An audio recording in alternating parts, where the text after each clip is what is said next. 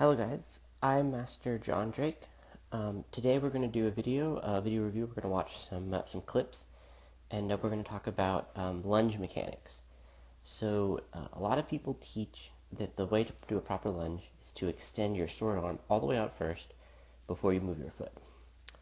This is not how I was taught to do a lunge, and I don't think it is actually always the best way to do a lunge.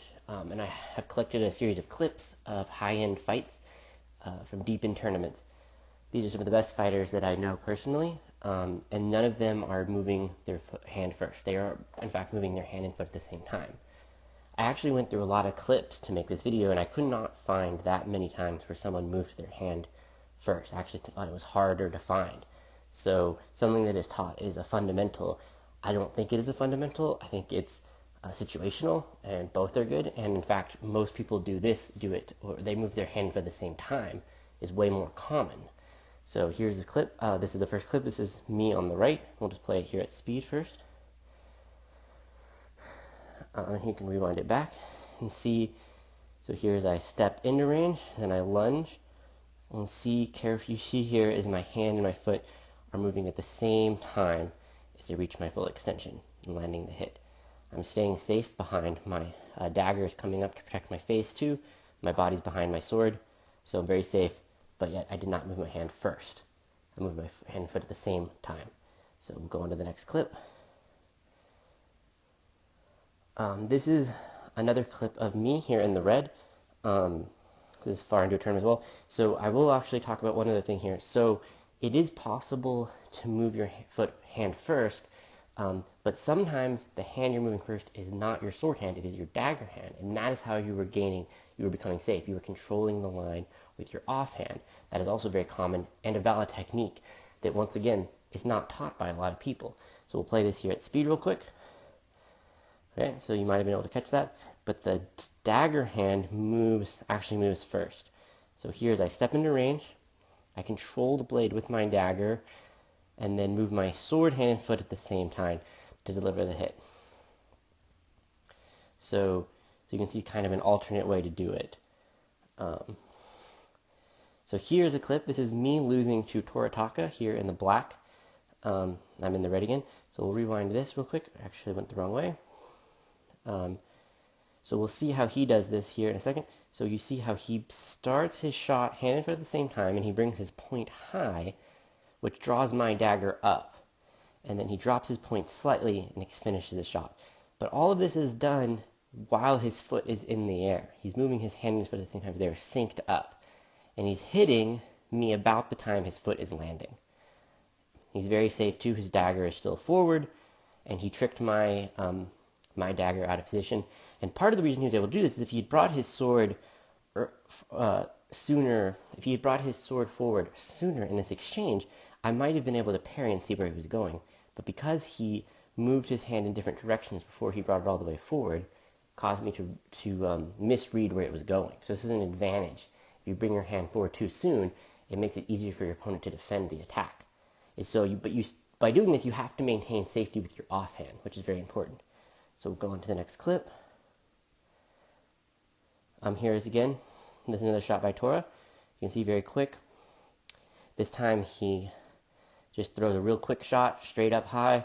His hand and foot move at the same time. See, you can see that right there at the start of the shot, hand and foot go right there at the same time. And then he parries the returning shot back after he's already killed his opponent. Very nicely done. So watch this one here. Okay, so this is the time that both opponents move at the same time. Both fighters move at the same time. They both, however, move their hand and foot at the same time, as you can see here. One fighter throws high and makes the parry. Fighter in black throws high and makes the sword parry. The other fighter throws low and misses the sword parry, resulting in the kill. But you see that they both moved their hand and foot at the same time. Once again, these are two very, very high-level fighters, far into a big tournament at Pennsic. So this is not something that just amateur, like newer fighters are making mistakes. This is the way high-end fighters fight. So this is a video of my brother Miguel here in the black. We'll watch this one again here. This is another example of redirecting the shot as you go. So he steps in and he moves his hand, actually both of his hands and his foot at about the same time, creating a cross parry and then throwing it at his opponent's lower hip. The very nice lunge here too. You can see he gets a real nice extension here. Just let me draw, seeing how this line here and this line is a very nice extension, but not done in the way that a lot of people teach do. Hand and foot move at the same time. So we'll go on to the next clip. Another one from my brother Miguel. This one's just a quick little jab out here. This leads into another point. A lot of people think that the best way to make your shot not have a tell on it is to move your hand to a full extension before you commit your body. This is just not true. Look at this shot. It's very quick. His opponent just comes in with a little jab. We'll go forward. Just extends smooth out, but his hand and foot move at the same time. And once again, really nice line on this lunge here. Miguel is one of the best fighters I know. So yeah, you don't have to move your hand first. You can still deliver a shot without tell on it. You just have to do it smoothly, not bring your hand back. All the things you probably know how to do already. So next clip. This one is my brother here in the chainmail and in the blue sweater is fighting Master Aaron Harper here. And this is an example of how this technique even works in single sword.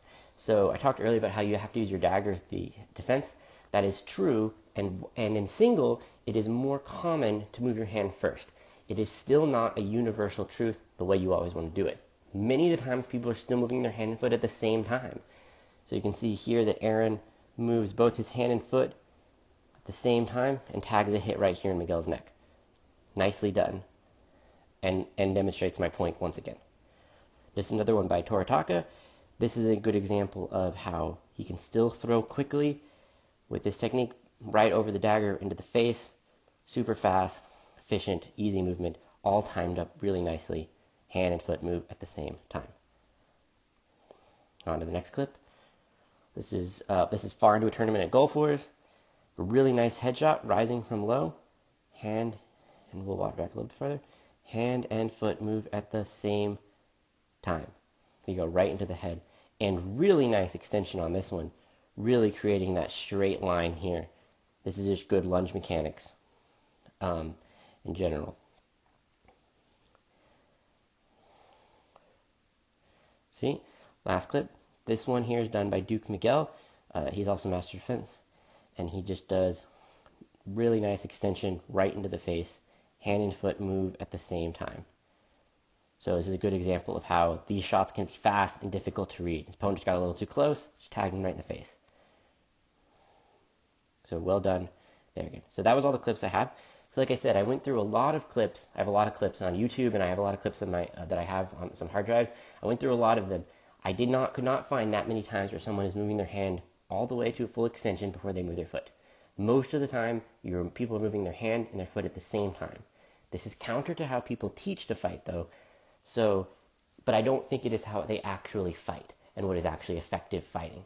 So I think we need to stop teaching practices we don't do. When I'm teaching, I try very carefully to teach what I think will work effectively in practice in high-end competitions, not just what I think is theoretically correct. And if I find an assumption is like, oh, I thought this technique did work, but I find that I'm not using it, and I find that other high-end fighters are not using it, I will abandon and not teach it anymore. And this is an example of this. I'm not saying that there aren't times to move your shorthand first. There are. They're just not universal like some people say. The most efficient lunge is moving your hand and foot at the same time. And there's data to back it up. Like I have clips. So hopefully this was interesting and entertaining and informative. Thank you. Goodbye.